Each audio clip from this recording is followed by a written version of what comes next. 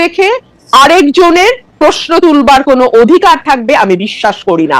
যতক্ষণ পর্যন্ত আমি আপনার ক্ষতির কারণ না হচ্ছি ততক্ষণ পর্যন্ত আমি কি সাজলাম, আপনার ভালো না লাগলে আপনি চ্যানেল চেঞ্জ করবেন। কেমনি বলবো, আমি তো ওকে দেখতেই পাচ্ছি কেমন লাগছে দেখতে, আগে সেটা বলতাম। তারপরে তো কি হিন্দু হিন্দু লাগে নাকি এখন মুসলমানই লাগে? সেটা হচ্ছে যে আজকে ব্যারিস্টার রুমিন ফারহানা কপালে টিপ দিয়ে এসছেন। তো আপনি আমাদের টেকনিক্যাল অসুবিধার জন্য আপনি দেখতে পাচ্ছেন না।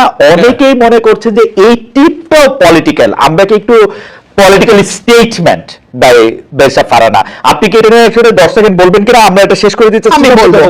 না ব্যারিস্টার ফারহানা আপনি শেষে বলেন। মান্না ভাই, আপনি কি এটা নিয়ে কিছু বলবেন? ইভেন টিপ পলিটিক্যাল স্টেটমেন্ট মনে হচ্ছে।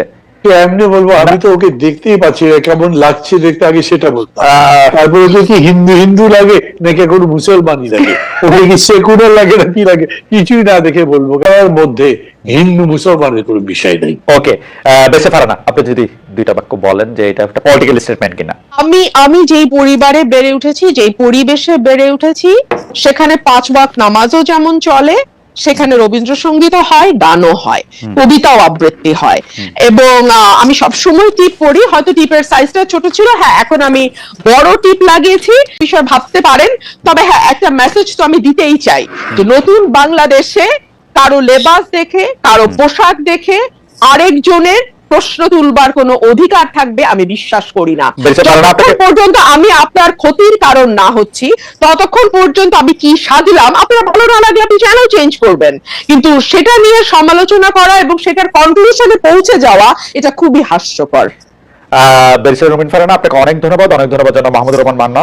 এই কালচারের মধ্যে আমরা চলতেছি এবং এখন তো ন্যারেটিভ আরো পাল্টে গেছে যে শেখ হাসিনা আসলে বিদেশে পালায় যান নাই, জানো নাই, তাকে জোর করে তাকে একটি বিমানে উঠিয়ে দেওয়া হয়েছে এবং সেখান থেকে জোর করে তাকে মানে বাইর করে দেওয়া হয়েছে, যেটা আসলে প্র্যাকটিক্যালি ইম্পসিবল। শেখ হাসিনা প্রধানমন্ত্রী থাকা অবস্থায় তিনি যদি সেফের অনেক জায়গাগুলি পার হয়ে অনেকগুলি হইতে তিনি পালায় গেছেন, সেইটাই ঠিক।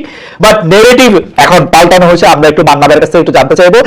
আমাদের একজন দর্শক এইবার আমাকে প্রশ্ন করেছেন, এবার আমাকে এখন প্রতিষ্ঠানগুলি কি করেছে। আমি এটা দয়া বলতে চাই, কোনো কিছু ধ্বংস করতে আসলে যত সহজে সম্ভব সেগুলিকে গড়ে তোলা বা সেগুলিকে শুশ্রূষা করা আসলে সম্ভব না। আপনি একজন কুস্তিগির বা একজন মুষ্টিযুদ্ধকে মেরে মেরে আধমরা বা কোমায় নিয়ে যাওয়ার পরে পরের দিন একদিনেই তিনি আবার সুস্থ হয়ে ফাইট করতে থাকবে, ব্যাপারটা এরকম কখনোই হয় না।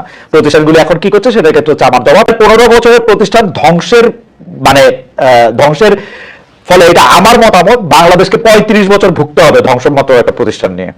এটা এর চেয়ে একটু কম হতে পারে।